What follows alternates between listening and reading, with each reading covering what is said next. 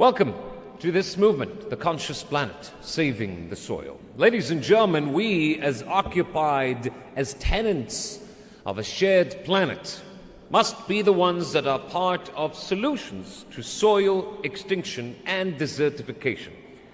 We have a generational responsibility, to tell you the truth, and that responsibility is towards leaving behind a legacy of living soil. So, because a picture is worth 1,000 words, here's presenting to you a video that explains the science behind the Save Soil campaign. Let us watch together.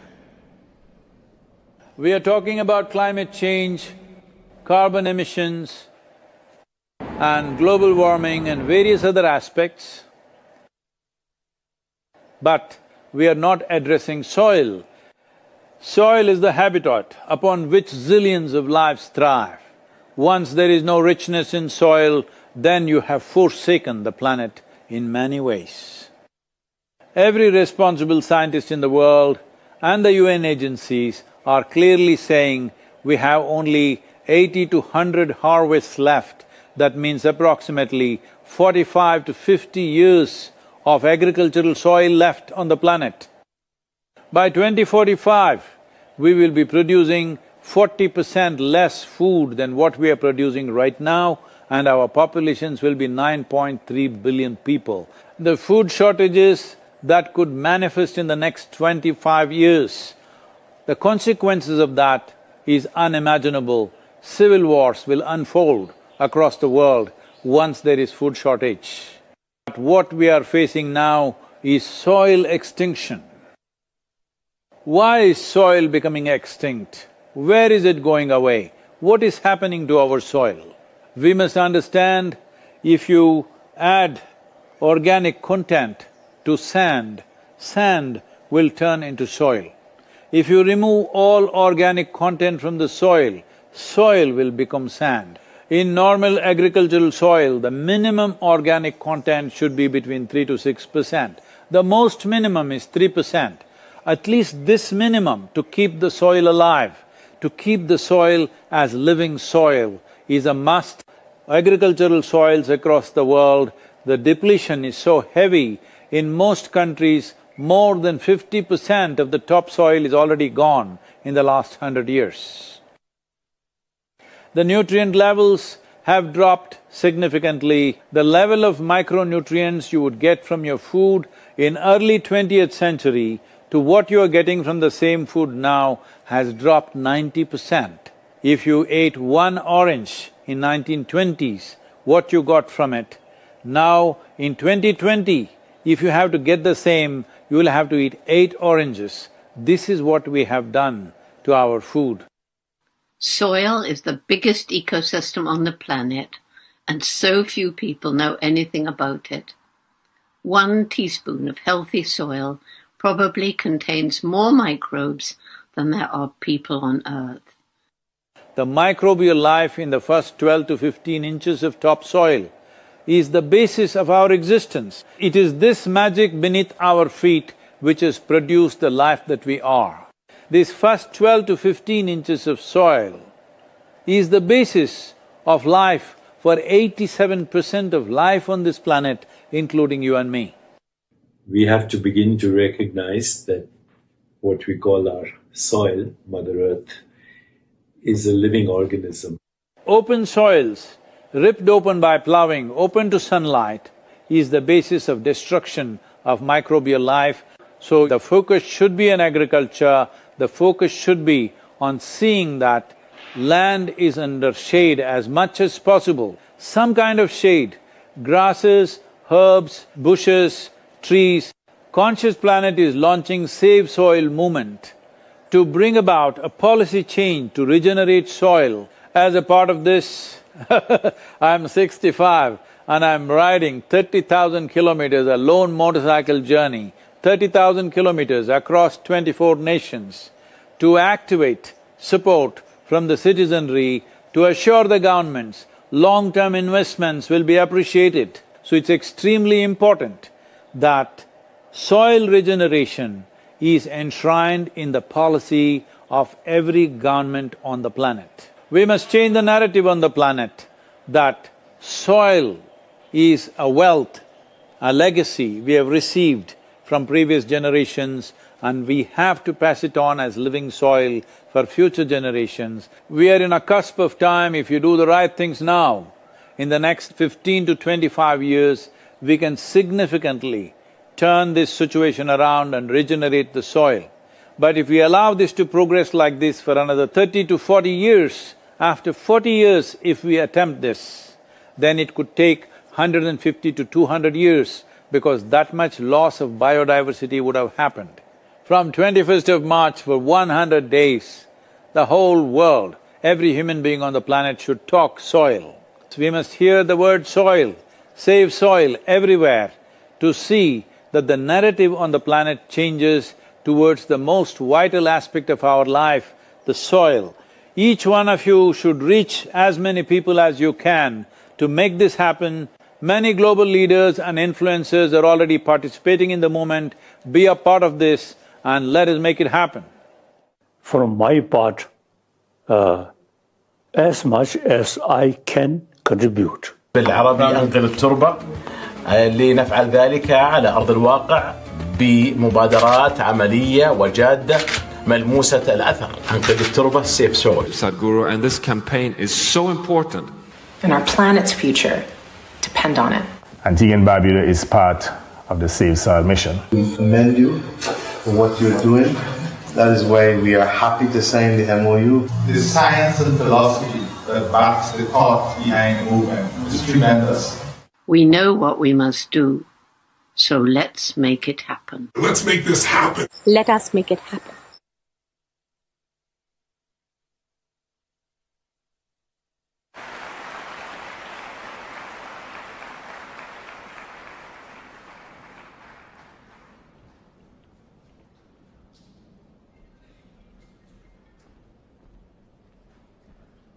Look at those numbers.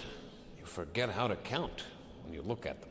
Ladies and gentlemen, that was one of other introductory videos that, of course, you will be very familiar with when the time comes. And make no mistake, that time is very near and draws ever so closer.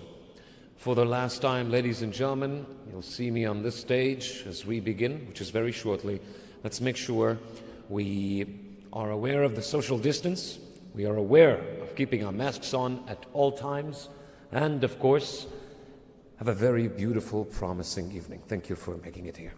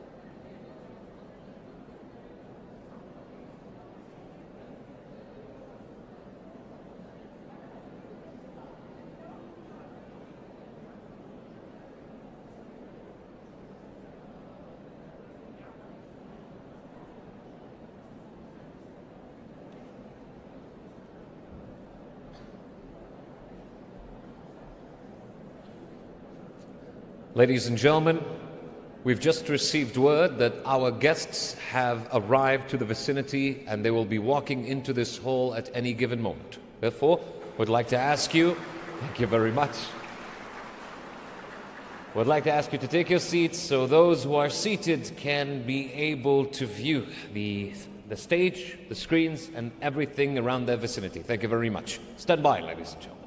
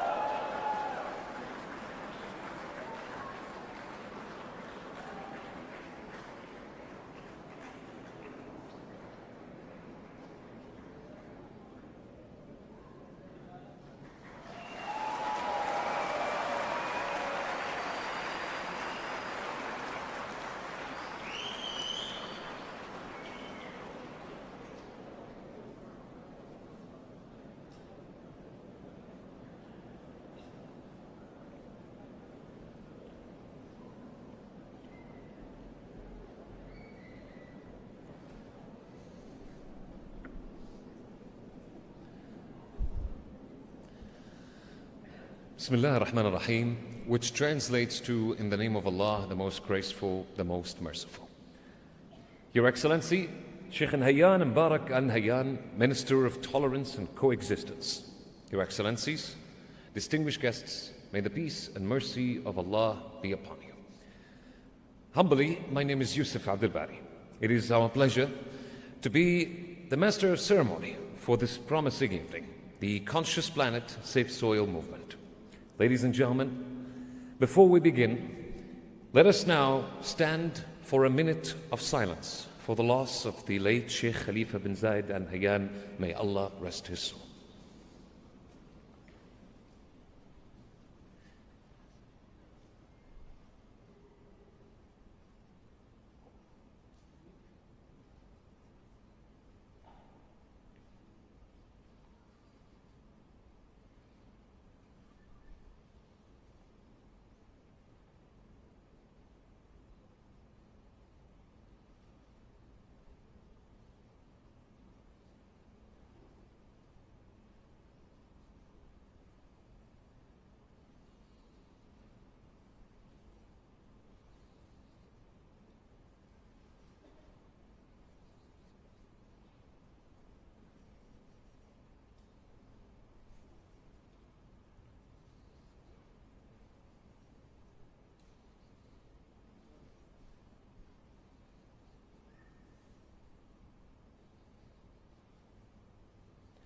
Thank you very much.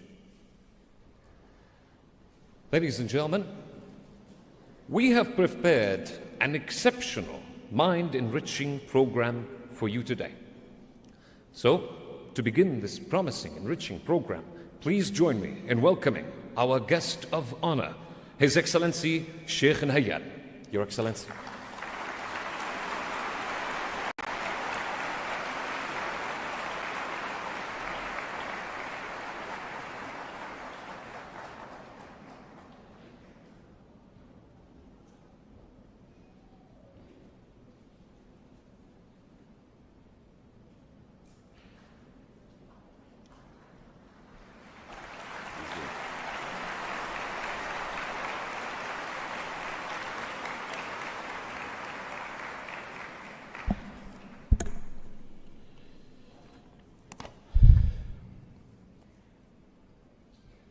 My dear brother Sadhguru, Your Excellencies, ladies and gentlemen, good evening.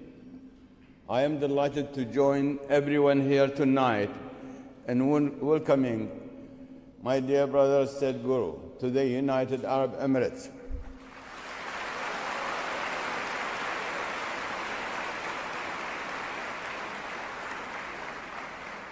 Sadhguru is a renowned global spokesman for issues related to wholesome relationships, spiritual fulfillment, and care for the environment.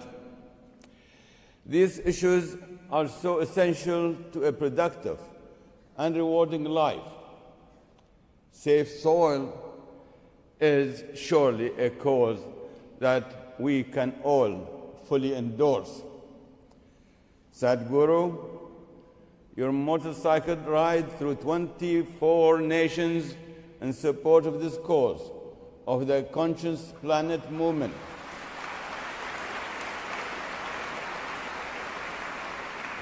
thank you,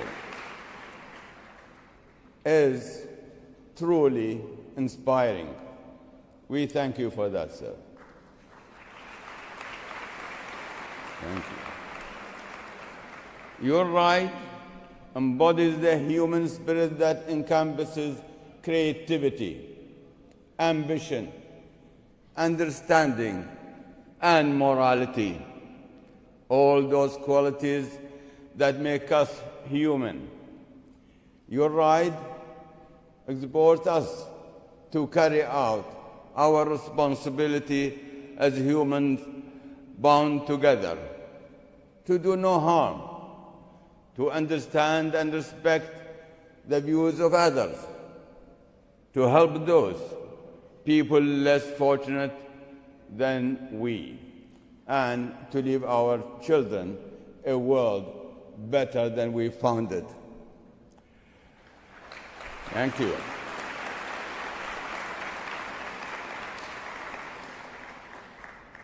Dear brother Sadhguru, I would like to thank you for including the United Arab Emirates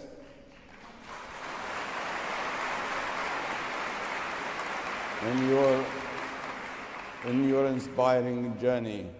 I know that everyone here this evening will listen carefully to your ideas, your wisdom, and will seek to integrate those ideas with their own experience, knowledge, and understanding of how they can promote the values of living in peace and harmony with our planet. My dear friends, our observation of the alarming soil erosion around the world and our desire to understand what we see remind me of the UAE's most prominent environmentalist, our nation's founder, the late Sheikh Zayed bin Sultan Al Nahyan. Thank you. Thank you. He had a deep love of nature. Let me repeat his words, and I quote, "We cherish our environment because it is an integral part of our country, our history, our heritage. Honor the land and in the sea. Our forefathers lived and survived in this environment. They were able to do so only because they recognized the need to conserve it, to take from it only what they need to live, and to preserve it for succeeding generations." Thank you. With God's will, we shall continue to work to protect our environment and our wildlife, as did our forefathers before us. It is a duty. And if we fail, our children rightly will reproach us for squandering an essential part of their inheritance and of our heritage. After Sheikh Zayed's passing, our country's concern for the environment continued to intensify, so that now the United Arab Emirates, led by His Highness the President, Sheikh Mohammed bin Zayed Al Nahyan, has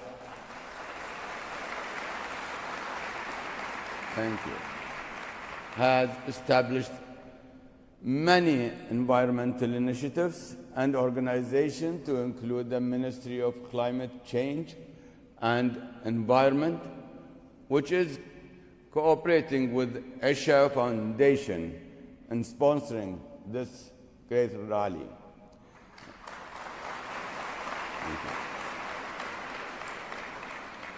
In that spirit of the love of nature, I endorse the premise of this cooperation, that we must all continue to explore ways to improve how we plan, protect, and manage and use our natural resources. I also believe there is a strong connection between our spiritual values and how we care for the environment. Our spiritual values provide the moral imperative to ensure that all people in all countries can enhance the standard of living without acting in ways that will leave their future generations living and working in a barren environment. Thank you. Thank you, everybody. Thank you, everybody. The theme of safe soil is a crucial aspect of respecting and caring for our natural world. Its urgency and importance are a consequence of the need to feed a rapidly increasing world population. Food security is a global issue. We must ensure adequate food production and distribution for all while allowing our planet to heal. To do this, we must continue with our efforts to enhance our desire and ability to protect and preserve the soil. We need to work to improve our databases and to increase the scientific knowledge necessary to make informed soil policy decisions.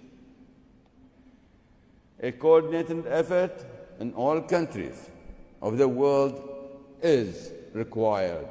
Research and technological innovation must be part of the effort. An education and training system that supports this important cause must exist. An orientation program for the general public is essential. And of course, peace and stability must prevail. Wars and conflicts cause environmental disasters of unimaginable dimensions. Let me close by noting that tonight's rally is also an opportunity to celebrate the strong relations between India and the United Arab Emirates.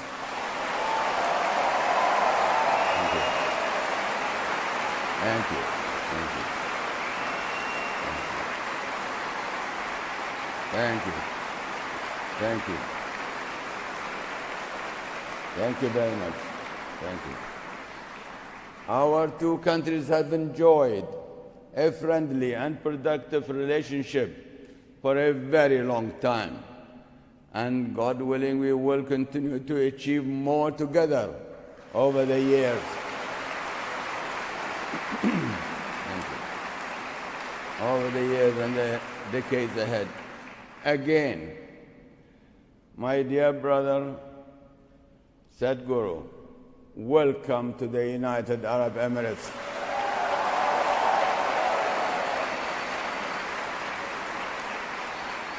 Thank you. Your motorcycle ride looks like it might be a lot of fun. It is great when you can do good and enjoy it at the same time, sir, which you have done so. My best wishes to you in your noble endeavor, sir, and my best wishes for a successful rally here this evening. God bless you all. Thank you.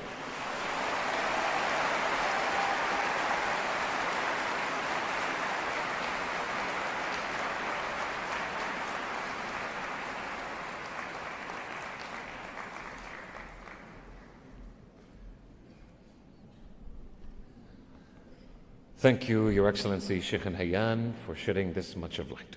Now, ladies and gentlemen, it is time to hand the floor to the Minister of Climate Change and Environment herself. Ladies and gentlemen, tonight's keynote is relayed to you by Her Excellency Maryam bint Mohammed Al-Mheri. Please welcome.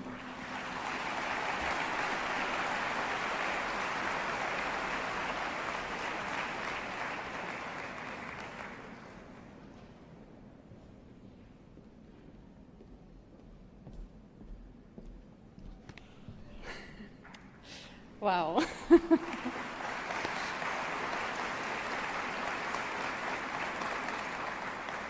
Your Highness, Sheikh Nahyan bin Mubarak, thank you so much for your inspiring words. Our dear brother Sadhguru, thank you so much for being here with us. And thank you all for being here with us. I have to just take this moment on because I think this is the biggest crowd I've ever addressed. So thank you.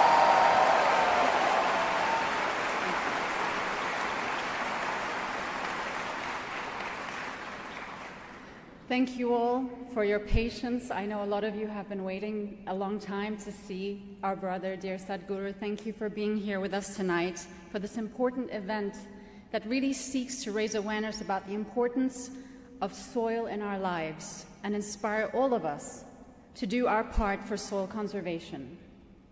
Last Friday, we received the devastating news about the passing of our beloved President, His Highness Sheikh Khalifa bin Zayed Al Nahyan, whose visionary leadership has elevated us to where we are today. As we mourn this great loss for our nation, we must continue on the path of sustainable development that Sheikh Khalifa and our founding father, the late Sheikh Zayed bin Sultan Al Nahyan before him, laid out for us. And we hope today's event will contribute to our collective pursuit of a brighter tomorrow. I would also like to take this opportunity to congratulate His Highness Sheikh Mohammed bin Zayed Al Nahyan, and also to congratulate all of us on his election.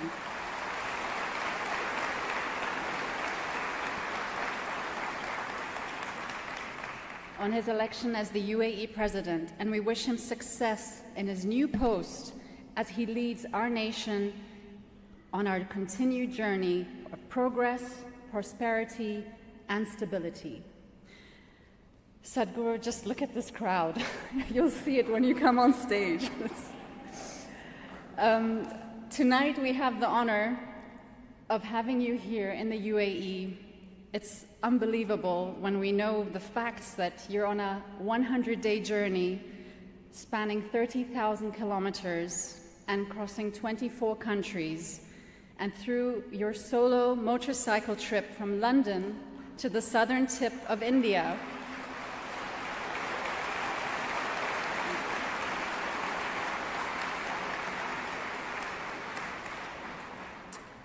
You aim to bring together people like all of you and I to stand up for soil health.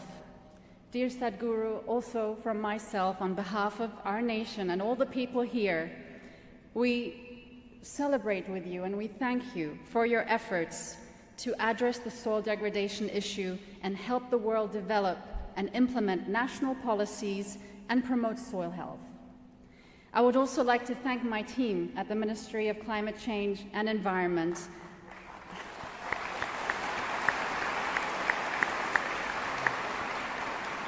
And the Conscious Planet Foundation for all their hard work in organizing tonight's event, and also the Dubai World Trade Center for hosting us here this evening.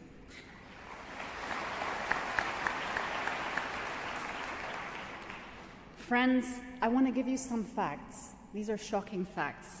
95% of the food we consume depends on soil. 95%. But producing food is not soil's only purpose. Soil provides a habitat for a wide variety of plants, animals, and microorganisms.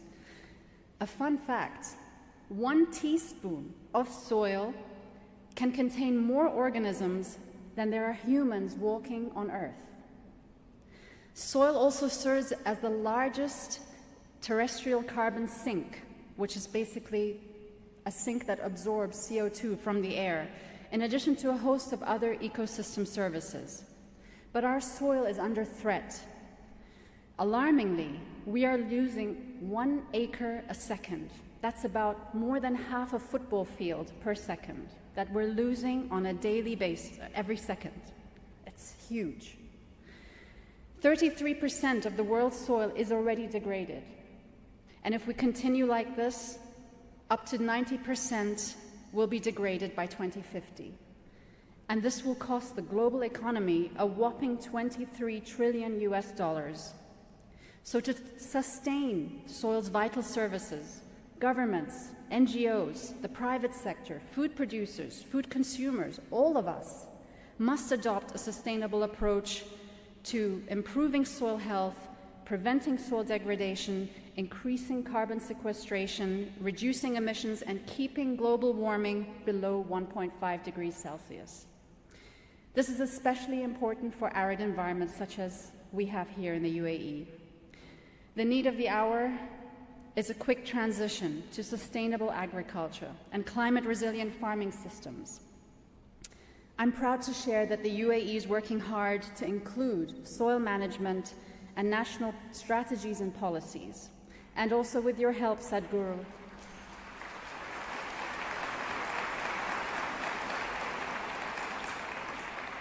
we will work together to do more, because we can always do more.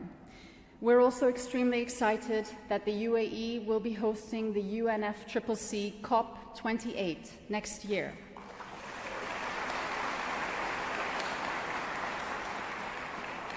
And we will ensure that these topics play a vital role in the conservation efforts that we have to do for the climate action.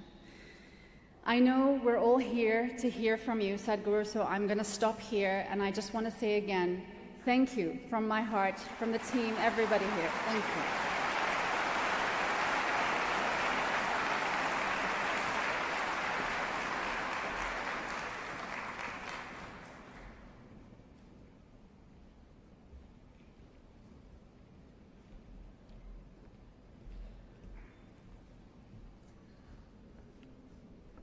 Our thanks for Her Excellency, shedding light on what the saving soil means and updating us on the current status of our present soil. Thank you very much, Your Excellency. Ladies and gentlemen, it is now time to invite our next speaker on the stage. Please welcome with me the Ambassador of India to the United Arab Emirates, His Excellency Sanjay Sudhir.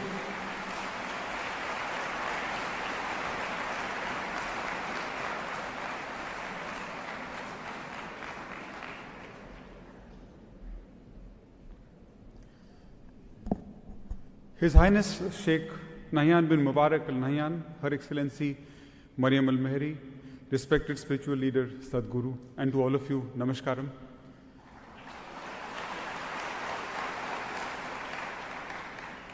I think to look at all of you at the same time, one needs wide angles in the eyes. It's such a huge crowd, I must say. But let me begin by conveying my condolences on the passing of late President, His Highness Sheikh Khalifa bin Zayed Al Nahyan.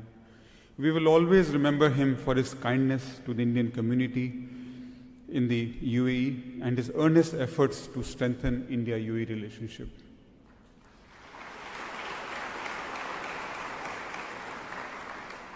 I also take this opportunity to congratulate and convey my best wishes to President Sheikh Mohammed bin Zayed Al Nahyan.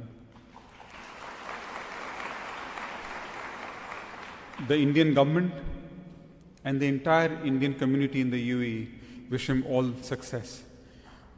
We are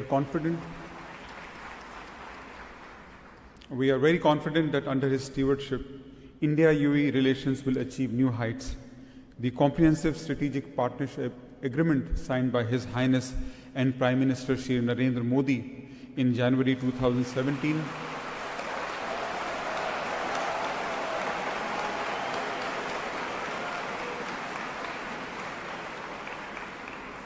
this historic comprehensive strategic partnership agreement provides a new edifice for our ever-strengthening relations and the way forward. Today, we are honored by the gracious presence of India's spiritual guru, Sadhguru. I'm really glad that he chose the UAE as a part of his 27-country, 30,000-kilometer motorcycle expedition. And I really wonder how he seamlessly transcends the material and the spiritual worlds at the same time. A highly revered yoga guru, Sadhguru has his way of reaching people's hearts and minds with his profound wisdom, regardless of age and cultures. I always look at him as a mystic who demystifies the most complex of things and has universal appeal, as we can all see.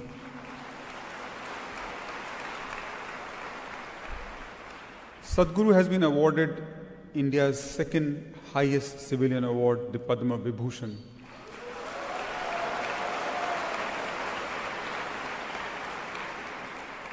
Actually, Sadhguru is a person who's beyond awards, I must say. And as you all know, and you would have been seeing in social media, in the press, that on his visit to the UAE, he is on a very important mission, save soil. In India, we revere soil as Dharti Mata, that is Mother Earth. And ever since he landed in the UAE, we can all see his missionary zeal to save soil. From planting mangroves along with Minister Al-Mahri, to signing MOUs, to visiting research centers, he has been doing it all. I asked him in Abu Dhabi that in the 26th of the 27 countries he plans to travel, whether his mission was a mission fulfilled. And his answer was that the narrative on saving the soil has certainly changed. The awareness is certainly at a different level, though there is still a lot more to be done to save soil. But I'm very sure that every person who has listened to his thoughts will contribute to save soil and will contribute to Mother Earth, Dharti Mata, and humanity. I think together, let us make it happen.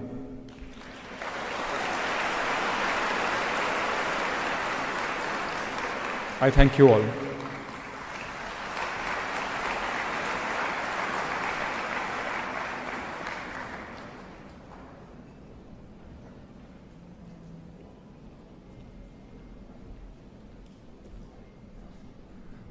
Our thanks to His Excellency Sanjay Sudhir. And now, ladies and gentlemen, because a picture once more is worth 1,000 words, let us watch the next video. I am soil, and I'm diminishing. I'm a natural wonder, providing you with food, clean air, safe water. I serve as the basis for your structures. Without me, human life would be unimaginable. Yet centuries of overuse have left me parched, starved of nutrients. 52% of me has degraded due to agriculture. And right now, 1 acre of me is lost every second. I'm suffering. And as a result, 2 billion people are suffering from nutritional deficiencies. The message is simple. You need me more than I need you. If I diminish, you die. But if I thrive, you thrive with better food, more water, cleaner air, a healthier environment, and a healthier life. Heal me to heal the planet. Civil wars will unfold across the world once there is food shortage. What we are facing now is soil extinction. The wise UAE leadership has long realized my vital role and made my protection, but it takes a village. Act now to save me.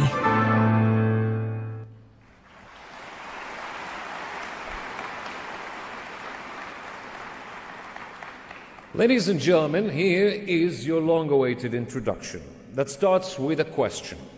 What is the Conscious Planet Save Soil movement? Well, it seeks to inspire a conscious approach to saving our soil and planet. Its aim is to activate the support of over 3.5 billion people and assist governments in formulating policies that will address soil health and reverse soil degradation.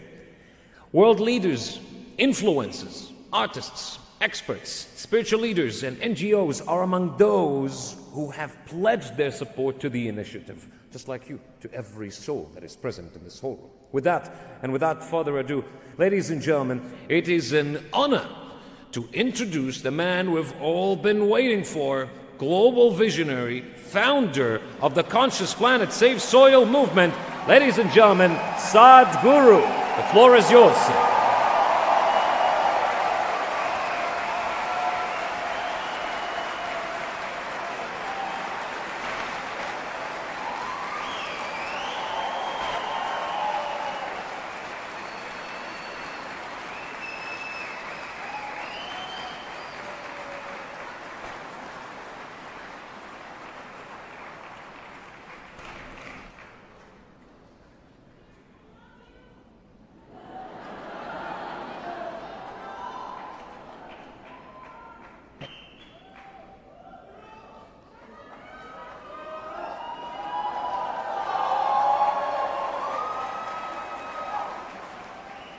What's happening? Hello?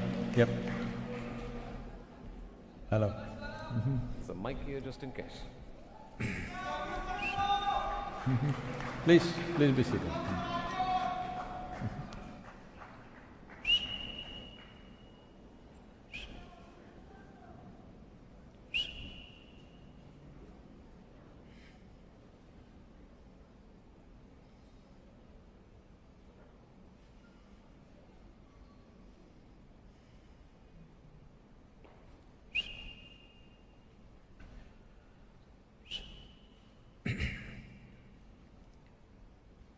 Kalo na janati tava jananam Kalo na janati tava samapanam Drushto maya tava mahakaraha Yogeshwara Kala Kala Yogeshwara Kala Kala. Namaskaram and good evening to all of you. I said good evening, huh? Yeah. That's better. Well, what is this chant about? This is to…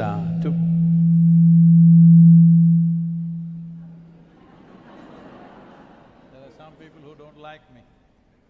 Hello? Can we do one thing? Hello?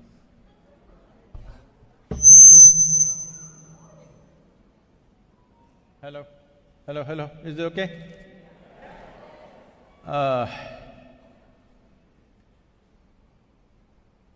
When we say life, on a personal level, you may imagine many things as to what is your life. Essentially, what you're referring to as life, can we light up the people? I can't see them. Oh, that's better.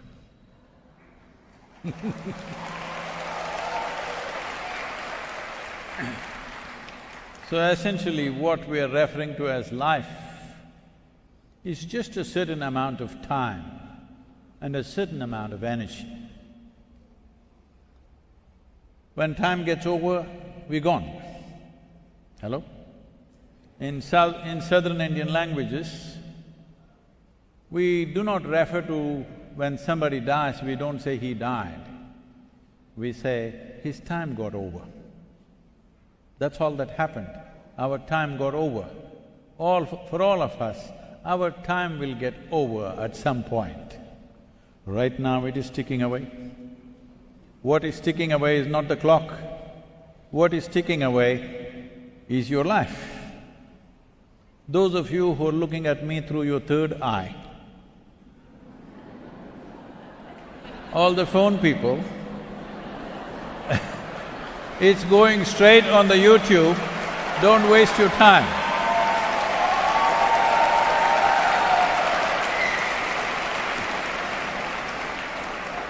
You can download it straight away from the YouTube. Do not hide your face behind the phone. Let me see you,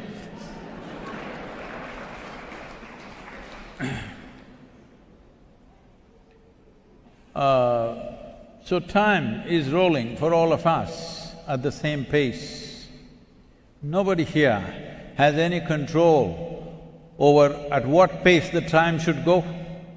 You can't slow it down, you can't roll it back, it's just going away. What's going away is our life, it's just going away. First of all, before I say all this, I just want to check, am I talking to mortal people or are there some immortal people?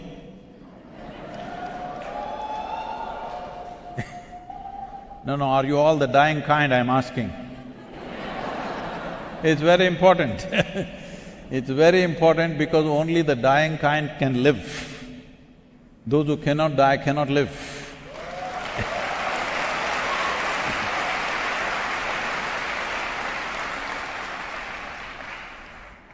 So, with regard to time, unless you have complete mastery over the fundamental making of life, you have no control over time.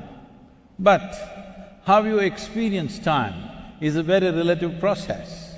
Have you noticed on a particular day, you were very happy? It happens sometimes? Only sometimes? Anyway, one day it happened, you were very happy. That day, 24 hours, poof, went off like a moment. Another day you were little in that mode, 24 hours feels like 10,000 years. Has that also happened? Oh. So time is a very relative experience. Only miserable people can have a long life. If you're very joyful, poof, it gets over before you know what happened. Yes, joyful people have a very brief life, but miserable people have a long life. At least it feels long.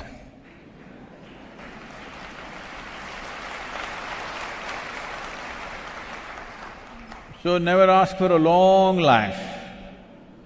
What is most important is that your life is pleasant, profound and impactful. That's all there is with life.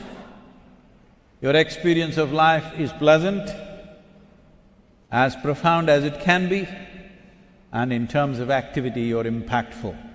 If this needs to happen, don't try to manage time, because I know people have written books about time management. You don't have to do anything, it just rolls. You think you have to spin the planet to make the time go? Nothing like that, it's all happening. Only thing you have to manage is how you manage your own life energies. If you live at a certain level of exuberance and intensity, then in terms of both pleasantness and profoundness, you will be at a much deeper level. In terms of impactfulness also you will be at a higher level. So if you and another person, let's say both of you live for 100 years, one person has exuberant sense of energy and some mastery over what happens within themselves, then somebody who can do something in 10 years, if you can do that in 1 year, if both of you live for 100 years, it feels like in terms of the richness of experience and impactfulness of life, it feels like you lived for 1,000 years.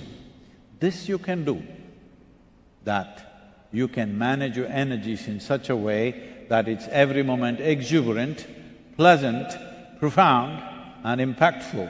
This you can do, but you cannot manage time. If you want to live little longer, we can teach you some inner engineering. It'll help you to kick the can a little bit. Don't ever think if you do inner engineering program, you're going to live forever. No, you will still die. Hello? Is it okay? Because it is not about becoming immortal. When it's our time, we must vacate the place. Hello? This happened. In India, it's a tradition when somebody builds a house, a new house, they will always invite a yogi or a sage or a saint to come home and bless their homes. So, this is a rich family, they built a new house, so they invited a yogi. He came, they treated him not like a yogi, they treated him like a king. And everything happened. Time for the blessing came, after food is served, everything has happened. Then the husband and wife came for the blessing, and the yogi raised his hands and said, "First let your father die, then you die, and then your children must die." They said, "What? We treated you like a king, and now you're telling me my father should die, then I should die, then my children should die? What nonsense is this?" The yogi was surprised and shocked. Why, what did I say wrong? Is it not important that first your father dies, then you die, and then your children die?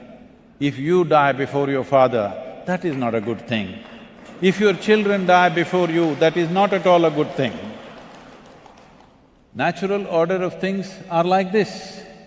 This is very important because most human beings are living here as if they're immortal. In their mind they may know that they will die one day, but intellectually they may know. As a living experience, they're not seeing that their life is just going away. If you are conscious that you are on a very limited lease of time, naturally you will organize yourself to do things that you really care for. Otherwise, you'll do all kinds of silly things that don't matter in your life because you think you have an endless amount of time. You have a limited lease of time. This is not a wish from me, I bless you with a long life, but this is the nature of life. If you don't come to simple aspects of perceiving life the way it is, then we'll do all the wrong things. Right now, why human beings are going about with their activity as they're going about is, most of the fools think that they are immortal, they're here forever. Most homes have turned into warehouses because they think they're going to be here forever. I must tell you this, I was in United States and I went to somebody's home for lunch and I'm a little bit of an architecture freak, I just notice everything the way it is, and generally I know how American homes are built. Based on this, I wanted to use the restroom, so normally I know how homes are laid out. So I went and opened this door. But I had made a mistake, it was not a restroom, it was a large room, maybe twice the size of this stage. And the whole room was full of footwear. Over 800 pairs of footwear. And all of them were ladies' footwear. Then I was just looking at this, what's happening here? Is it like, are they dealing in footwear, are they something like this? But by then the lady of the house came in, Sadhguru, what do you want? I said, what is all this footwear? I knew they are successful doctors, both husband and wife. They are not footwear merchants. Then he said, no, Sadhguru, what do you want? I said, see, I was just looking for the restroom and I just happened to step into this, but what about this footwear? No, Sadhguru, let's go. And then I said, oh, these are all your footwear? 800 plus pairs. How many lifetimes are you planning to come back and walk? Because obviously you cannot use this footwear in one lifetime, there are too many. So then this was working on me, I was just wondering, why would anybody… See, I'm okay, you buy one for your office, one for walking, one for golf, one for running, one for evening, and because you're a woman, you want the 7 colors, all right. No, 7 into 3, 21, all right. I'm considerate, but 800, how do you even choose? Then it was bothering me. Then I met a CEO of a major footwear manufacturing company in United States. I asked him, why would a woman buy 800 pairs of shoes? He said, Sadhguru, that is because that's the only thing she can buy all her life same size. I said, okay, that makes sense.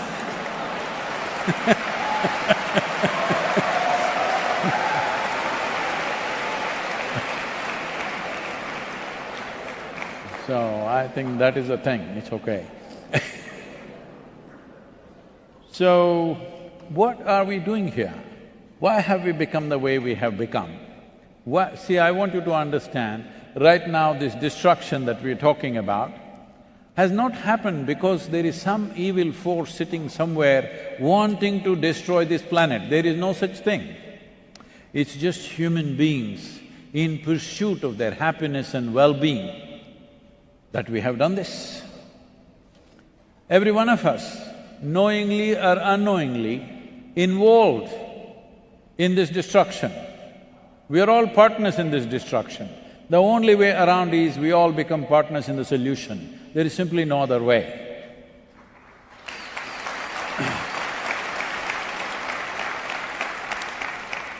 But why are human beings in pursuit of happiness so vigorously and still they're not happy?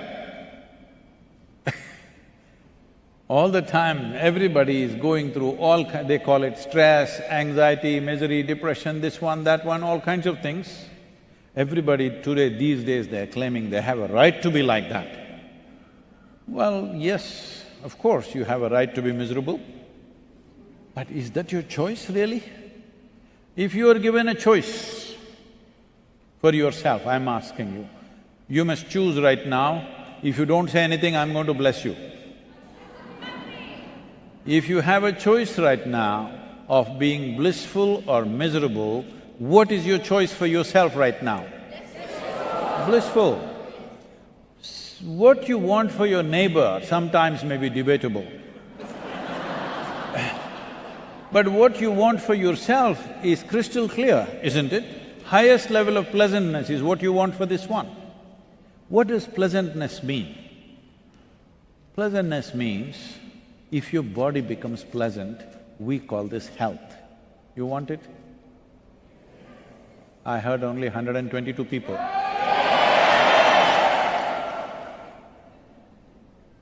If body becomes pleasant, we call this health. If it becomes very pleasant, we call it pleasure. If your mind becomes pleasant, we call this peace. If it becomes very pleasant, we call this joy. If your emotions become pleasant, we call this love. If it becomes very pleasant, we call this compassion. If your very life energies become pleasant, we call this blissfulness. If it becomes very pleasant, we call it ecstasy. If your surroundings become pleasant, we call this success.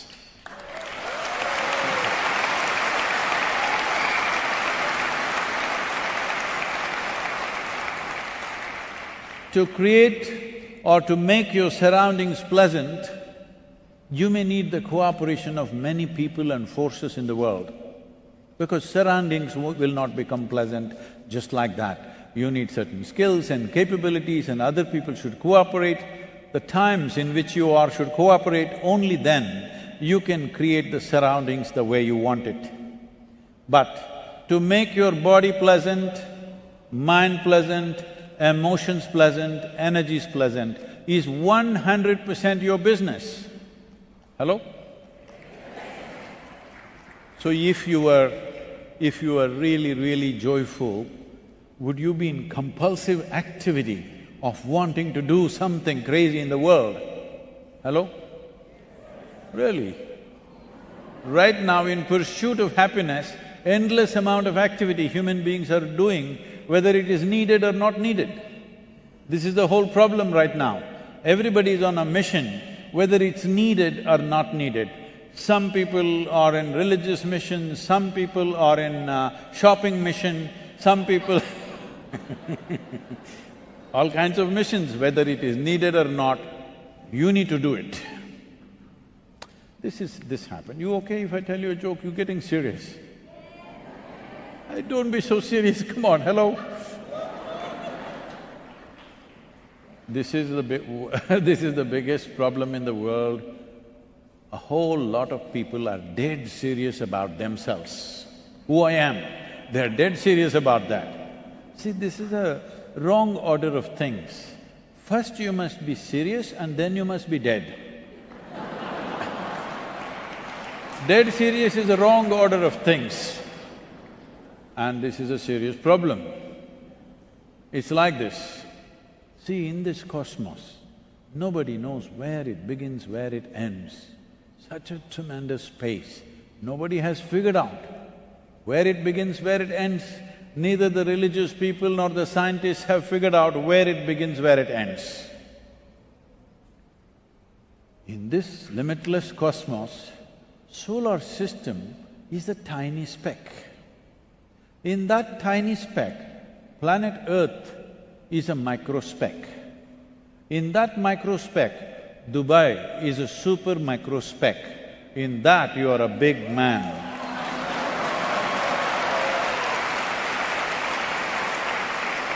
This is a very serious problem. This is a serious loss of perspective as to who you are. You are like a pop-up on this planet. You popped up and you'll pop out. Yes, in the life of the planet, you are appearing for a couple of seconds and disappearing. And you are a micro speck of dust in this universe. But you think so much about yourself. This is the main problem.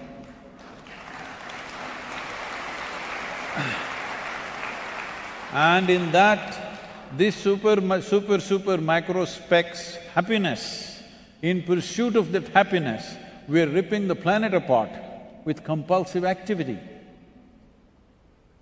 Now, this is happening because of fundamental loss of direction in the sense. See, there was a potato farmer. You heard of him already? No. There was a potato farmer. One day he wanted to eat apples. He went to the right tree, he went to the apple tree. But out of sheer habit, he started digging for apples in the ground. When he did not find any apples there, he became furious and dug furiously. After some time, the tree came down upon him. This is the story of humanity right now.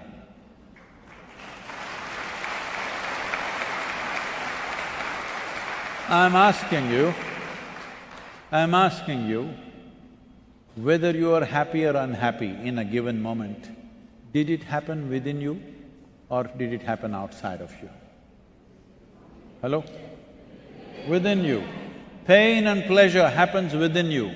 Joy and misery happens within you. Agony and ecstasy happens within you. Just about anything that you can ever experience happens only within you. Right now, those of you who are at the back, can you see me? Even if you're not listening, can you see me? So use your hands and point out where I am. No, you're getting it wrong. You know, I am a mystic from southern India. Now this light is falling upon me, reflecting, going through your lenses, inverted image in the retina. You've heard the whole story? So where do you see me right now? Within yourself. Where do you hear me right now? Within yourself. Where have you seen the whole world? Within yourself.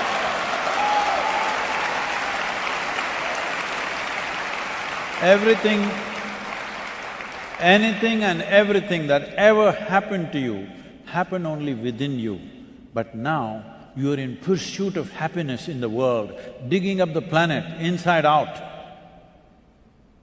People were telling me that,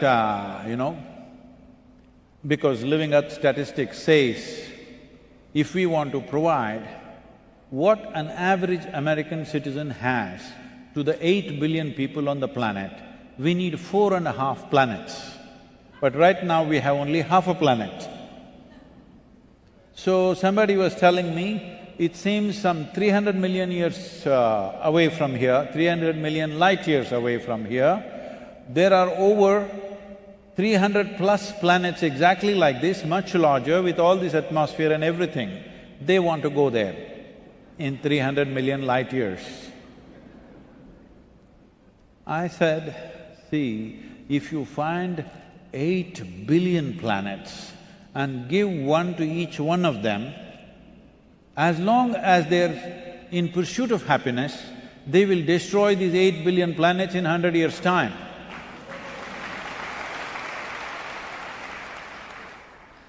If you want apples, you must look up. If you want potatoes, you must look down. Yes or no? If you want comfort, you must look out. If you want joy, you must look in. Yes or no? This simple thing human beings did not get. They think they are going to squeeze happiness out of the world. Well, the planet is getting squeezed for sure, happiness is not happening. As a generation of people, every one of you, you know more comforts and convenience than any generation ever knew in the history of humanity. Yes or no? What royalty could not afford 100 years ago, today average citizens have. Most of you are driving chariots with 200, 400 horses. Hello?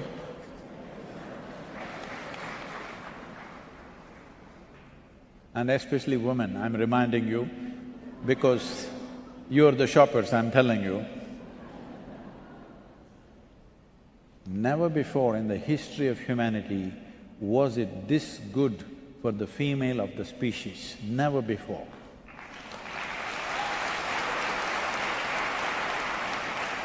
So I'm saying, let's not mess it up.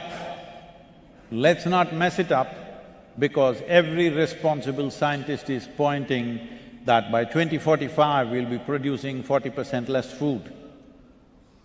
We are once again driving towards famines. Famine is not a fancy thing. Wars are terrible, but at least in a war somebody shoots you dead, which is a great relief compared to a famine. A famine means it's a slow fade. You will die in 3 to 4 months, slowly, losing everything that you call as humanity within you as it progresses. Just 70, 80 years ago, there were famines almost everywhere in the world. In 1942, a famine in India took 3.2 million people in 4 months. In 4 months, slowly starving to death. This is the most painful way for a human being to die. But once again, with this level of organization, with this much knowledge, with this level of technology, with this level of knowledge dissemination happening, we are once again driving towards a famine. World Food Programme, UN World Food Programme is talking about at least half a dozen nations going into famine conditions this year. Last year they spent $9 billion distributing food. This year they want $15 billion. 2023, they want $22 billion to distribute food. How long will we run the world like this, that we will take aid and distribute it to people and out of that we will keep them alive? You have seen those scenes in televisions, if not in real, men and women and children grabbing for food from the trucks. Is that the way we want to live? Is that the way we want our children to live? It is intrinsic. This is not a philosophy, this is not an ideology, this is not a religion. It is intrinsic in every human being. You want your children to live better than you, yes or no? But right now, we are taking away the foundations, the possible good life for next generations. Because if there is no rich soil, there shall be no food, there shall be no enough water, not even clean air to breathe, because all these are connected to soil. If you allow me the time, I can explain the science to you, otherwise we can make it available in some other way. But you must understand, soil is the basis of all this, and that nearly 52% of the soil is seriously degraded in the world. And this minimum 3% organic content that we are talking about, it is the minimum to call soil as soil. You've already gone through the video, I don't want to repeat facts. But anyway, just to tell you, the simple thing is this. If you add organic content to soil, if you add organic content to sand, it becomes soil. If you take away all the organic content from the soil, it becomes sand. Right now, that is what UAE is doing, adding organic content to the sand and making it into soil.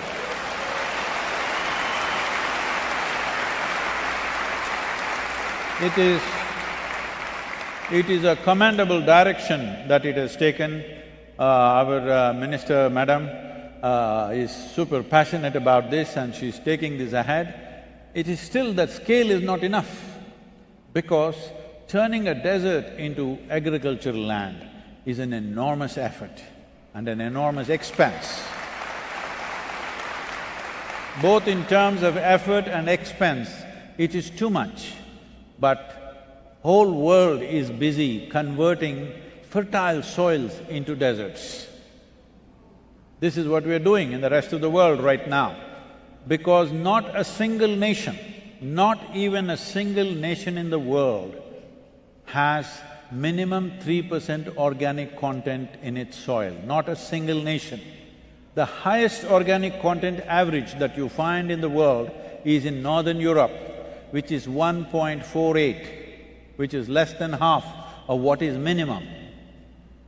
Southern Europe has 1.1 to 1.2%. United States has 1.25 to 1.3%.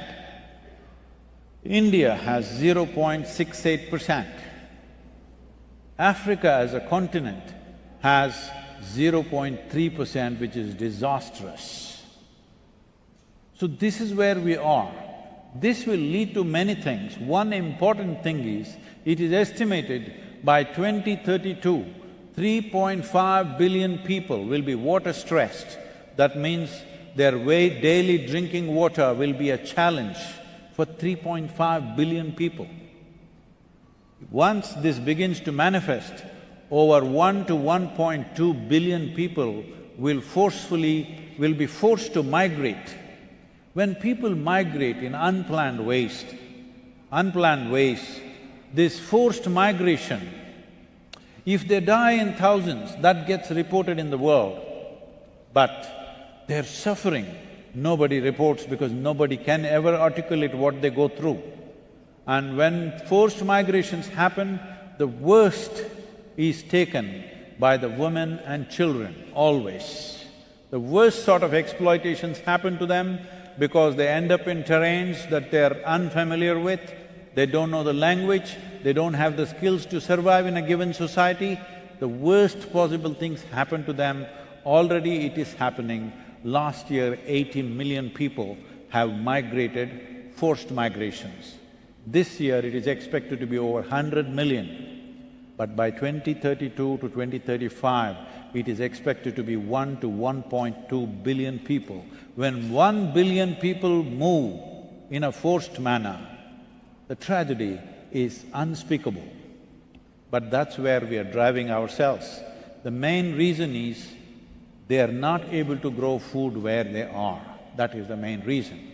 If there were fertile soils, I'm asking you, however poor you were, whichever remote part of the world you were, even if you cannot do great commercial agriculture, if you could grow food for yourself and your family, would you leave that place and go away to some place not knowing where you're going? I'm asking you.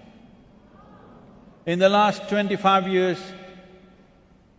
over 500,000 farmers in the world have committed suicide. The highest suicide rate in almost all nations for any given profession is farming. In United States, 50% of the farmers have not seen $1 of profit for 12 years straight.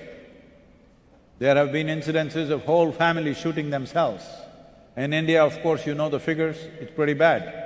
All this is because soil has become non-productive. To work in a soil which is degraded is not only back-breaking, it's heart-breaking. If soil is rich, nobody will want to commit suicide. People ask me, Sadhguru, are you not against the pesticides? Why are you not against the weedicides, herbicides? I say, I'm against suicide. No human being should be forced to commit suicide, for economic reasons especially. Hello? Especially for lack of nourishment that they have to commit suicide. That should never happen. But unfortunately, it's happening in an unprecedented scale right now. How long can we just close our eyes and think everything is okay? I'm not trying to paint a doomsday picture for you.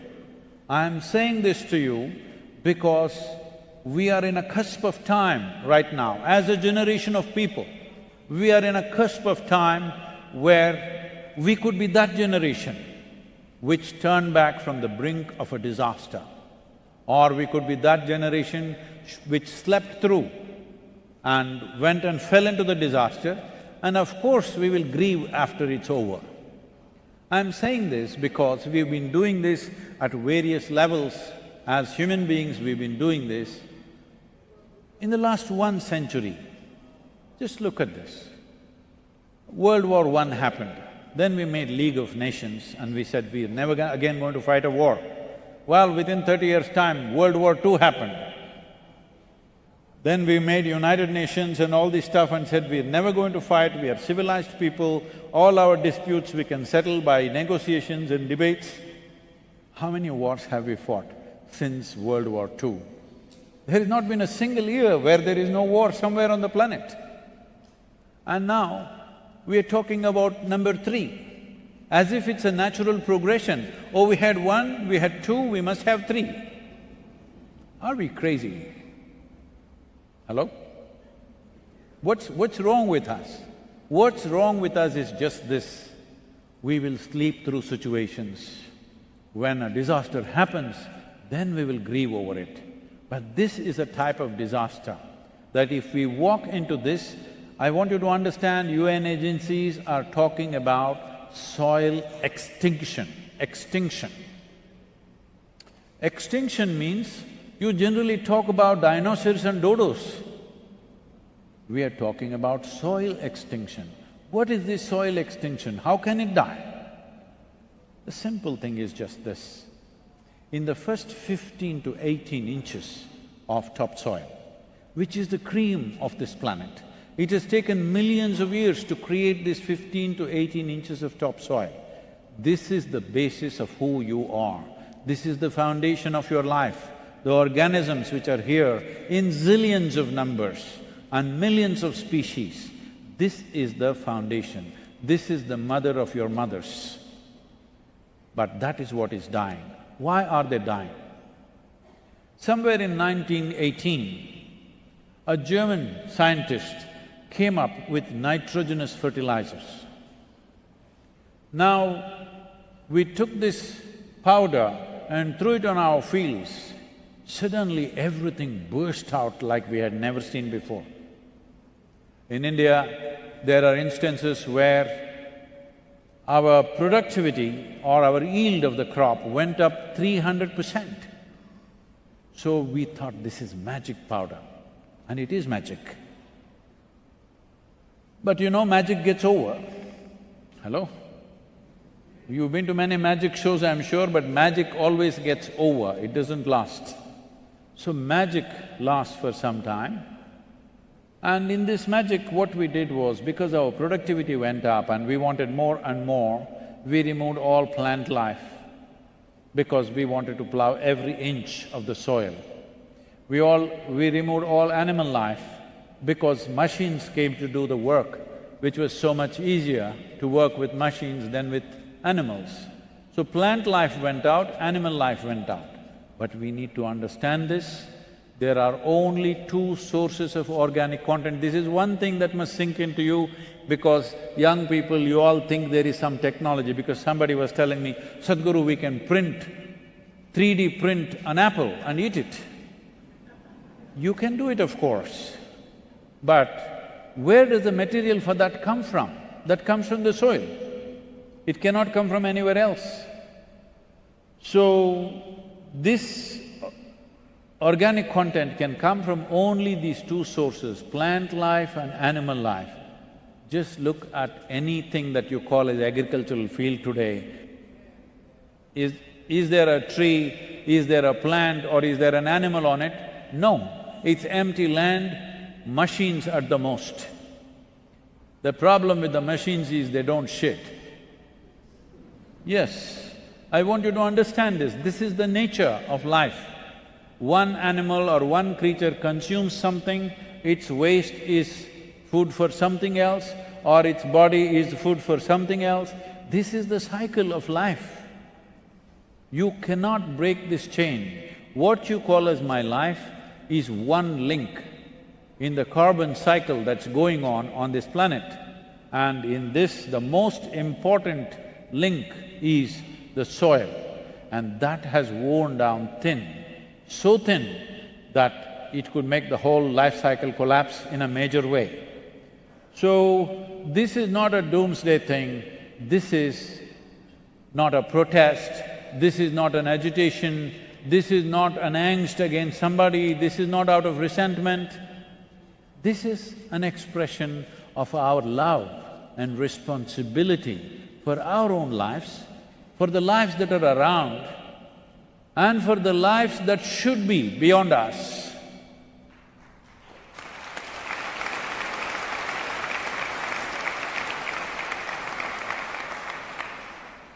Should there be life beyond you and me? That's not… Should there be life beyond you and me? If there has to be life, there has to be living soil. As Madam was saying, one handful of soil has 8 to 10 billion organisms in it, over 50 to 75 species in it, one handful. But today, on an average, according to UNFAO, on an average 27,000 species of organisms are going extinct per year. At this rate, somewhere between 25 to 40 years from now, it will start collapsing in a way that we can't fix it. Right now, if we make up our minds, it's fortunate that UAE is making this policy right away, because we have presented this policy-making handbook, 193 policy handbooks we made, unique ones for each nation, for 193 nations.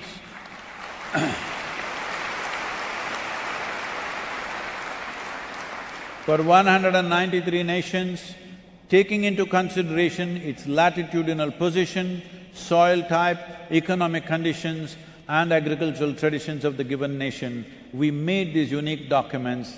It is in consultation with significant scientists in the world. So these handbooks have been distributed to all over the world. We have also written to 730 political parties on the planet, because we want every political party in the world to make soil an important part of their manifesto. But if all this needs to happen, people should give their mandate. Till now, people are only asking for trinkets and they're getting that. Tell me in which nation has 60% of the population stood up and asked for long-term well-being of their nation? In which nation 60% of the population has stood up and asked for what about the future of our children? No, they're asking for, give us 1.5% of tax discount and they'll get it. We're asking for petty things and it is happening. It is time as a generation we stand up and ask for long-term well-being of humanity, of life, of future generations. This has not happened. This is what Save Soil movement is about, to move 3.5 to 4 billion people, because 5.26 billion people on the planet have franchise in their hands. It's important at least 60% expresses their concern for soil and the well-being of our own future and future generations. This must happen right now. Since 21st of March, some of the metrics that we have are showing us a little over 2 billion people have spoken about soil. But this is not good enough, we want 4.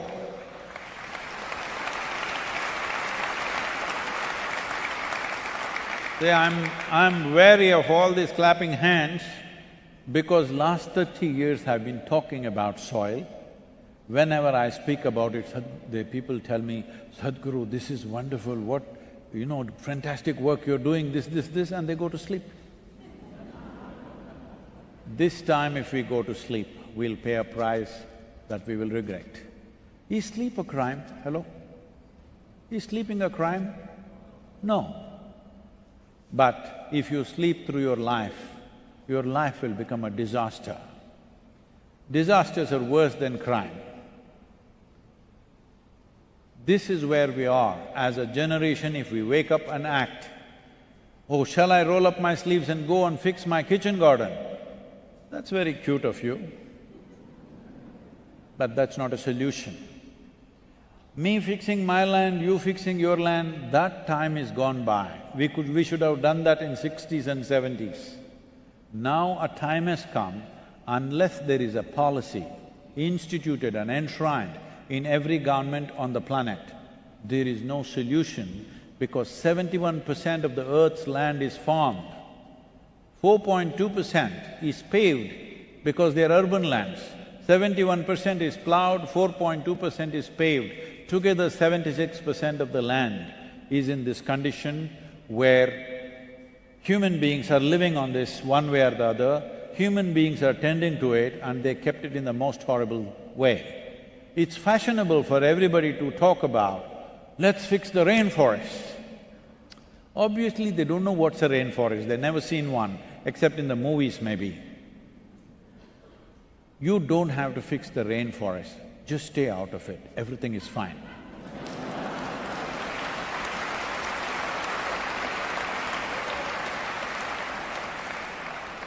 But there are forest produce is there which we want. So if you want forest produce, major things are timber, honey, various resins and various things. All this can be grown on farmland. This is the transformation we're bringing about in southern India, what is called as tree-based agriculture, where farmers are beginning to earn 300 to 800% more than what they were earning about 7 to 8 years ago. This is important. It is very important that farmers should earn as much as an engineer or a doctor or a lawyer, otherwise everybody will pile up into cities. Right now, 72% of the world's investment is just in 31 cities on the planet. How do you expect anybody to live on the land? Everybody will be moving there. It's expected in India, 220 million people will move towards urban centers in the next 10 years' time. You know Indian cities, which city is capable of absorbing that kind of population? 62 to 63% of India's population is right now farming community. We have done some surveys and we find not even 2% of the farmers want their children to become farmers. In another 25 years, how are we going to feed these populations? This is not just an Indian phenomena, this is a global phenomena, because being on the farm is both back-breaking and heart-breaking and not remunerative. We have to make farming into a lucrative process. So this policy, I will not go into the details, financial details of it, this policy is an incentive-based policy, what we are asking for. One important thing that all of you should push for is, we must separate soil from other problems that we have. Environmental problems, global warming problems, yes, there are many problems. I'm not saying they are not significant, they are all significant issues, but you must separate soil from that, only then we can fix it. Otherwise, we will have more conventions and more conferences and more theses going on. This has been going on for a long time. If we don't act now, it'll be late. In another 20 years, it'll be very late. This is the time to act. Why I am asking for this is, I have looked at the European Common Agricultural Policy. It's very well-intentioned, very comprehensive, covering all aspects of the problem, but it's not implementable because implementation has to happen by the farmer. It is not going to happen because of a scientist or an academic. It has to be done by the farmer. So it is very, very important that implementation point is one-pointed and simple, that everybody can implement. So only thing we are asking for is to make a law that if you own farmland, you must have minimum 3% organic content. Without 3% organic content, your soil shall not be alive for today and for tomorrow's use. 3% is not the best thing, 3% is the minimum. But not a single nation has even 3% as an average, that is where we are right now. So one aspect is incentive to drive the farmers in that direction.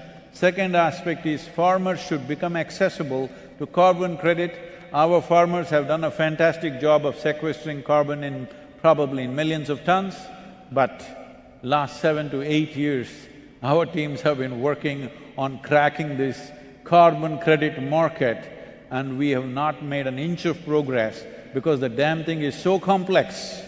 I don't know for whom it is made. You just can't crack it. So I'm requesting the government, make this thing simple. If somebody gets their field to 3% organic content, there must be a thumb rule.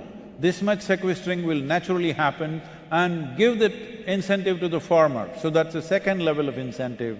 The third level of incentive is, now if you are producing an apple from 1% organic content, what micronutrients it has, we know. There is science to it. If the same apple is produced from 3% organic content field, what is the level of micronutrients present in that? That also we know. If that much micronutrients are extra present in that apple, what health benefits you have, what preventive health benefits you have, how many man-days will be saved in a nation's life. And healthier people means less load on the healthcare. Healthier people means possibly they could be happy also, more productive and more creative. There are immense benefits. So, once again, the farmer should get the benefit that it will sit on a different shelf in the marketplace. For this 3% organic content field apple, you may have to pay 5 or 10% more than the regular one, but instead of eating 3 apples, you can eat 1 because it has that much nutrient level. If it comes from a 6% organic content field, then it'll sit on a higher shelf in the marketplace because it has higher level of nutrients, much more benefits. You may have to pay a little extra for that, but instead of eating 6 apples, you eat 1 apple. That is the level of nourishment it gives you. So this needs to happen to enhance our nourishment capability and above all, to leave the soil as a living entity for future generations. The shocking thing for me in the last 2 years has been, nearly 85% of the nations on the planet still address soil as an inert substance that they can fix by putting one chemical or removing chemical from it. This is the largest living system in the universe. There isn't any other place like this 18 inches of topsoil that we have on this planet, anywhere in the universe. There is no such place. If you sow death, it sprouts life. This is the only magical place like that. We've just forgotten this, that we all have come out of this.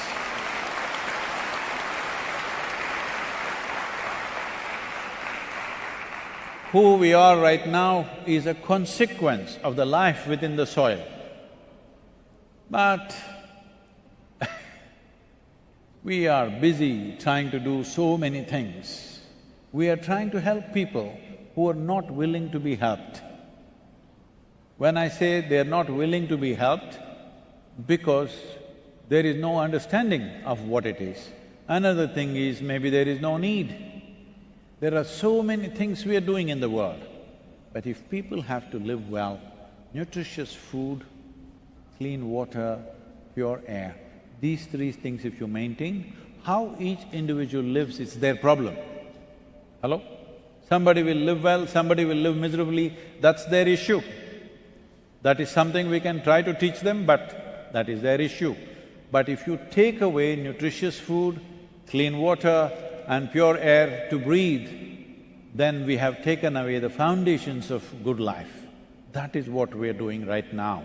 That is what we are driving future generations to be. And unfortunately, the future generation also calls themselves Generation Z. It scares me, it's the last alphabet. Please rename yourself with something, XYZ, but don't just say Z, it scares me, because that sounds like the last generation. No, life should thrive well beyond us. If this needs to happen, keeping this as a living earth is very important. It cannot be reduced to dead soil. Now, in terms of… Oh, you're getting serious now. See, shall I tell you my problems? Hello? This is my problem. This problem started 40 years ago. One day, are there people from Mysore city? Oh, huttidre huttabeku Kannada nadinalli.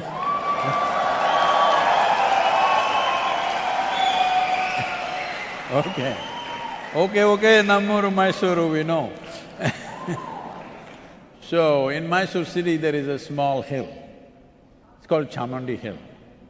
So when… at least in those days, when we were young, When I was 8, 10 years of age, I trekked in this little hill. It was a Himalaya for me because I was 8 years of age. We camped there. As we grew up, we cycled up Chamundi Hill. When we want to test our muscles, we cycle up Chamundi Hill. Later on, when we want to test our motorcycles, we ride up Chamundi Hill. Ooh. Okay. And just anything, if you fall in love, you go up Chamundi Hill. If you fall out, you must go up Chamundi Hill. If you have nothing to do, you go up Chamundi Hill. So one afternoon, when I'm intensely involved in my business activity, I suddenly found an hour and a half vacant space, which was a very rare thing for me. Without even thinking, not even thinking that I want to go there, I just wandered up Chamundi Hill on my motorcycle. And I know the hill so well, I park and just climb a little bit and sit on a rock. Till that moment, I thought, this is me. You also think like that? This is me, this is somebody else. I have no issue with that somebody, but this is me and that's somebody else. Suddenly I did not know which is me and which is not me. What was me was just all over the place. Well, I thought this kind of madness lasted for 10–15 minutes, but when I came back to my normal senses, about 4.5 hours had passed. My eyes were still open.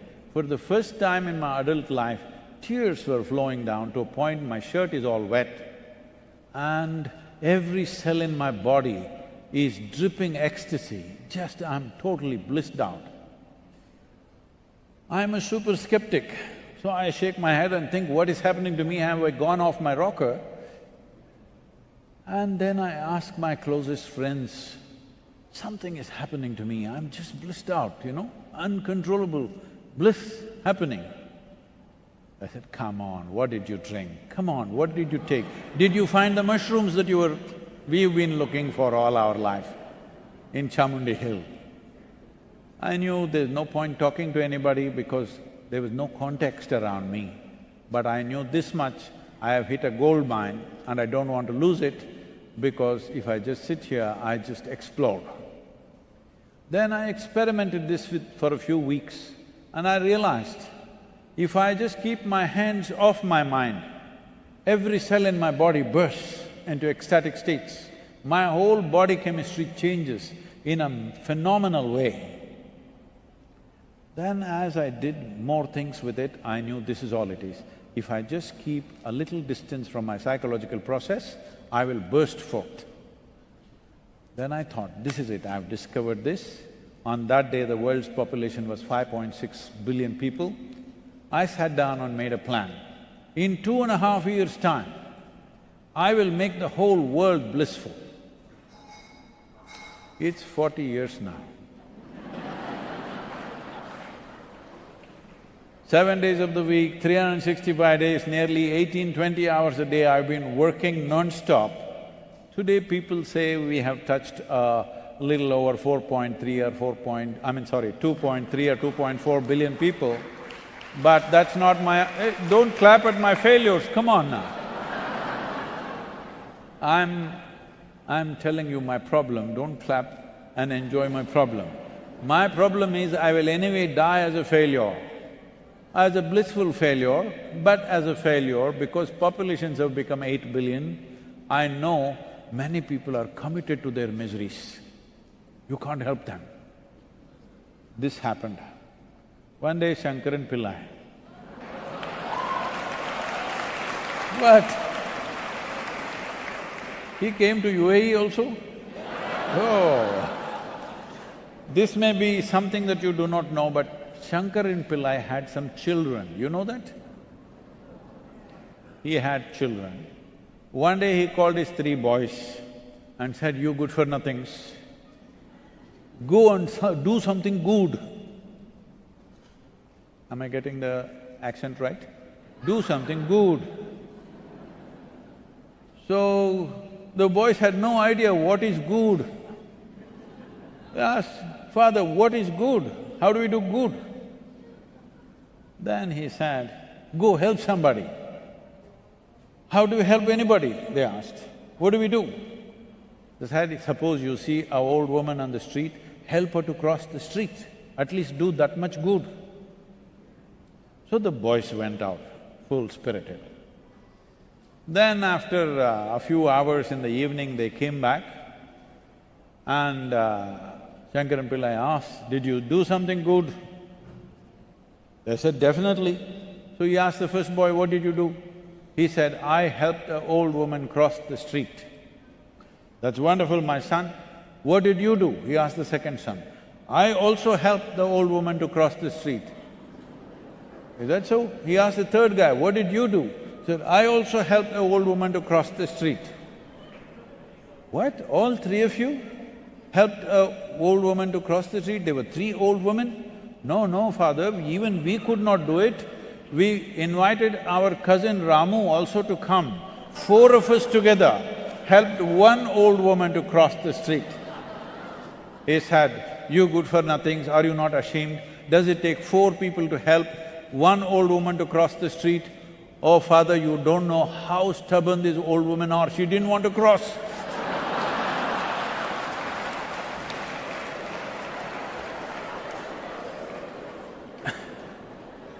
So I also realized, so many people are committed to their misery, it doesn't matter, even if you offer the most fantastic thing, they will go on with their own miseries.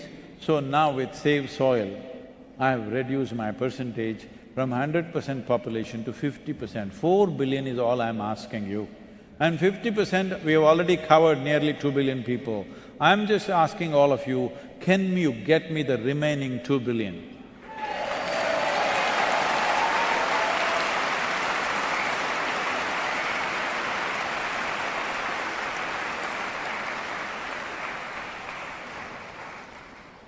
Is this just a clapping hand or is it a working hand? Will you make it happen? So how do I make it happen? What do I do? Don't try to make that old woman cross the street only if she wants to. Now, all of you have phones? You have phone? What kind? Dumb one or smart one? Huh? Smartphone. See, you call somebody smart only if they're smarter than you, isn't it? That's good. Now that you have a smart companion in your pocket, it is very difficult to get a smart friend, somebody who is smarter than you, it's hard. But now you have a smart friend in your pocket, you must do something smart. No, but you like to send some silly messages, it's okay with me. Little bit of silly messages you can send, but you must use it in a smart way because what you have in your hand is a powerhouse. Just you, I'm saying just you as an individual person, if you're really committed, in the next 3 months you can reach the whole world. This is the kind of power that you hold in your hands. Yes? This is the first time. This is the first time in the history of humanity that we human beings have this power. We can sit at home and reach the entire world. Many great beings have come in this world, but when they spoke, even 10 people could not hear. Yes? Now you are made like this, you have technologies and platforms that if you are willing, you can reach the whole world. Here 10,000 people of Dubai and UAE, 10,000 of you, if you make up your mind, can you not get me those 2 billion people?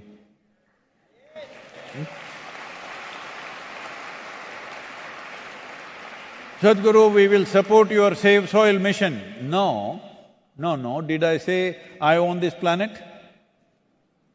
It is your Save Soil mission, not mine. Hello?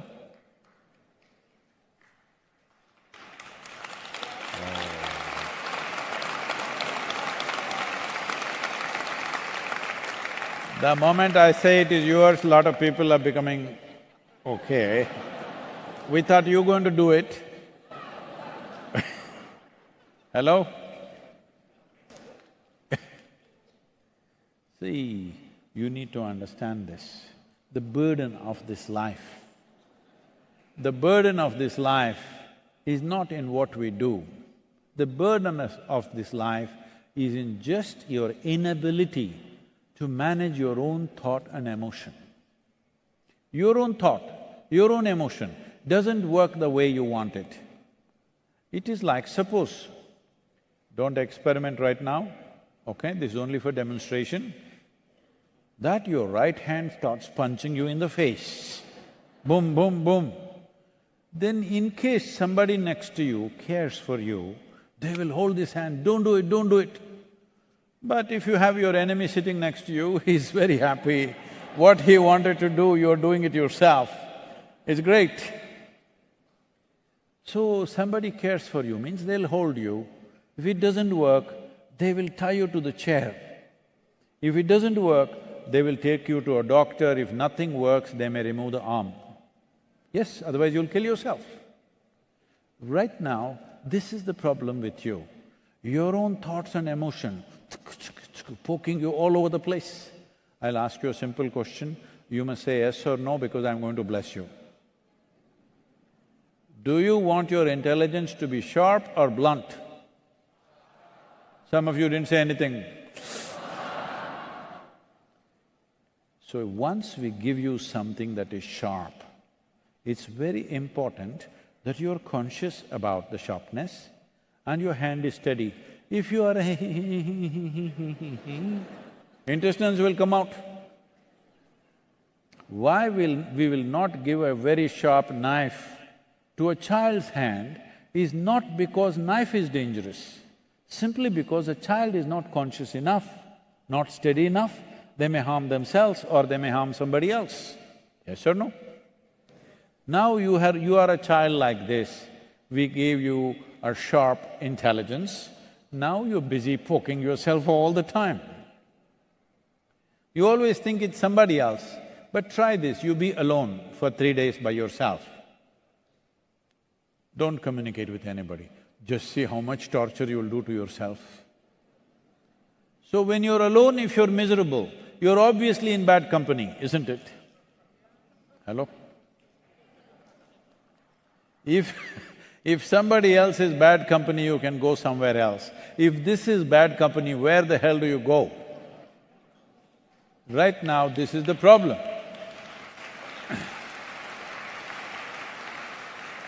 This is the problem right now, that you yourself are an issue. So you cannot attend to any other issue. But this much you must do. There are 1,000 issues in the world. Everybody around you could be an issue, but you should not be an issue in your own life, isn't it? Right now, this is the problem. We have still not learned even how to use and thought and emotion for our well-being. It is torturing us all the time. This is because you know about evolution? Hello? You know there is something called as a chimpanzee.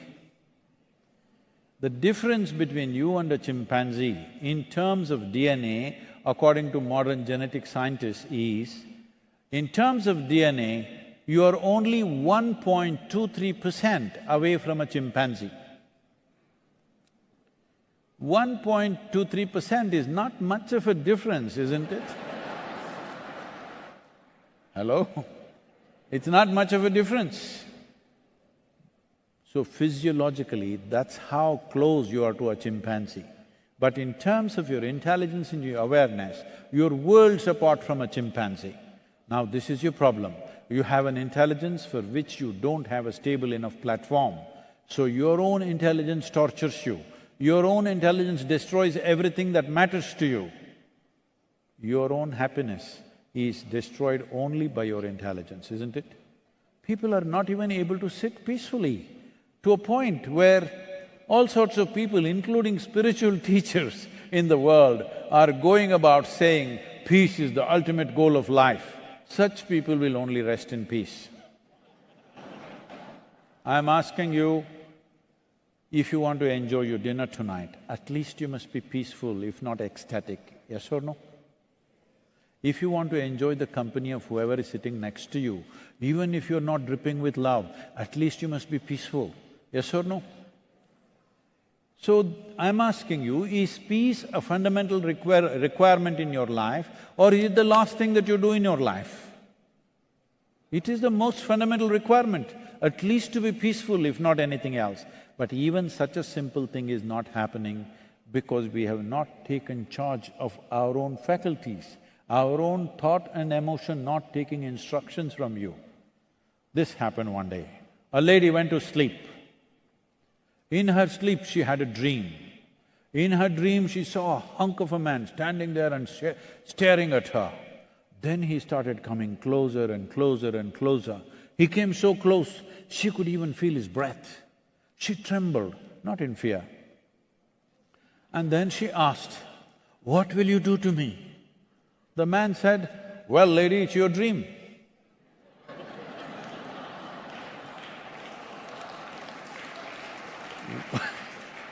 What is happening in your head is your dream. Right now, the problem is not that life is not happening the way you want it, even your dream is not happening the way you want it.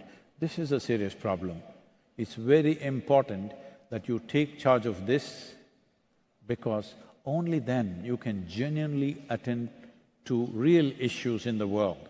If you yourself are an issue, just managing your own physiological and psychological process is taking a whole lifetime.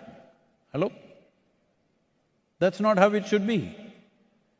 You need to figure this out. There are ways to do it, it's very simple. But above all, for all this, we must at least have nourishment. For nourishment, there must be soil. So right now, this is the mission.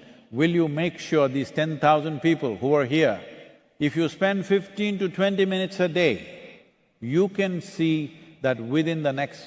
See, because you are wonderful people of UAE, I'm giving you a 60% discount. Ladies, 60% discount. Because when I started in London, I told everybody, you must do this for 100 days.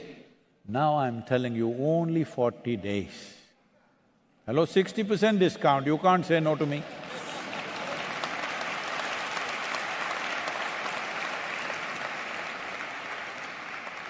Isn't there some other way to do it, Sadhguru? Can't we do this, can't we do that? Let me tell you, this happened in 2060. When? 2060. Hey, when I want to tell you a story, you must have right It happened, this is not once upon a time story, this has happened in 2060. Hello? This happened in 2060. A few scientists in the world sought an appointment with God and they got it. You can't do the same thing for everything. And they got this appointment and went there to meet him. Then they said, "Hey, old man, you done really well with creation, but today everything that you can do, we can also do. Time you retire." God said, "Oh, is that so? What is it that you can do?" They said, "Look at this." They dug up a little bit of soil, made a vague image of a human child, they did all kinds of things. Within a few minutes, the child came alive. God said, "Oh, this is very impressive, but first get your own soil. There is no substitute for soil. Save soil, let's make it happen."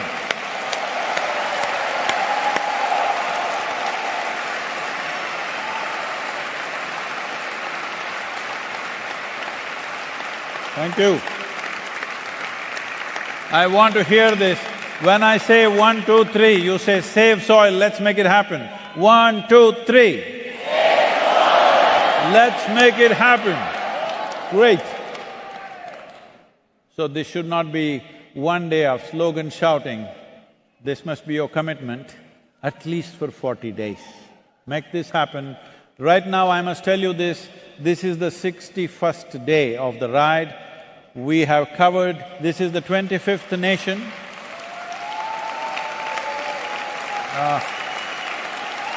One second. Oh. This is the 25th nation, and among all the other nations which have expressed their intent of being part of Save Soil by signing MOUs and making declarations. This is the 74th nation with which we have signed this.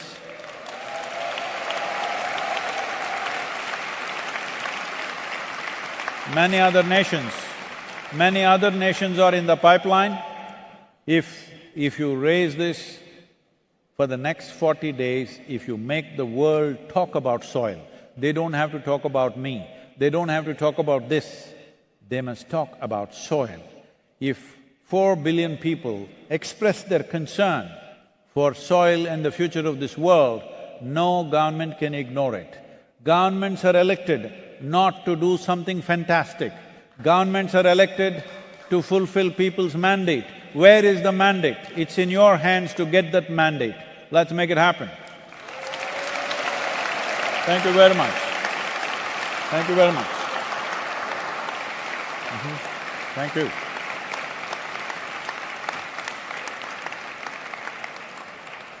I thought I will walk through you if you don't mob me, especially the Indian people, if you don't pull my legs. Is it safe for me to walk through you? So please be seated. I just want to be close to you, I'll come through that, but please. Thank you very much, everybody. Our gratitude to Sheikh Nayan, who was here, the Minister of Tolerance, and above all, our Environment Minister, most spirited and passionate about this cause. Without her, many things wouldn't have happened in UAE, whatever has happened. The moment she grasped the idea, she's been non-stop on the mission. Thank you very much. My gratitude to all of them. And our deepest condolences, most profound condolences to the leader that we have just lost, and also congratulations to the new leader. And I must say this, there is no one more country in the world where in a matter of 50 years, from a remote desert habitation to the hub of the world, this has happened. This has happened because of the visionary leadership, and I'm sure this visionary leadership will also make UAE into an eco-hub for this region. That's what we are looking at. Thank you very much. Our thanks to Sadhguru, ladies and gentlemen.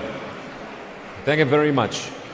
Oh, this doesn't look like I can walk through this. Thank you very much. Ladies and gentlemen, we'd like to have your attention, please. There is something that each and every one of you is going to get their hands on, and only the people present in this hall. However, we need to fulfill a certain condition. Now, you're going to see a QR code appear here on the screen. This QR code is the 20th of May marks the 61st day of Sadhguru's iconic 100-day journey across the world to expedite the awareness of and the restoration of soil health. 61 days, braving relentless storms and rain and snow and mountainous terrain and sandstorms. Now, starting from London, crisscrossing through Europe, Middle East, and now he made it here to Dubai. In order to see this whole journey, we'd like you to scan this QR code on the screen, and you'll have this whole journey illustrated into your phone. Now, ladies and gentlemen, with his arrival here, as easy as it was, let us ensure it's an easy go out, and after that, we have to clear this place for the upcoming event. They deserve the same fairness. Sadhguru, we thank you very much, and all the light to bless your way.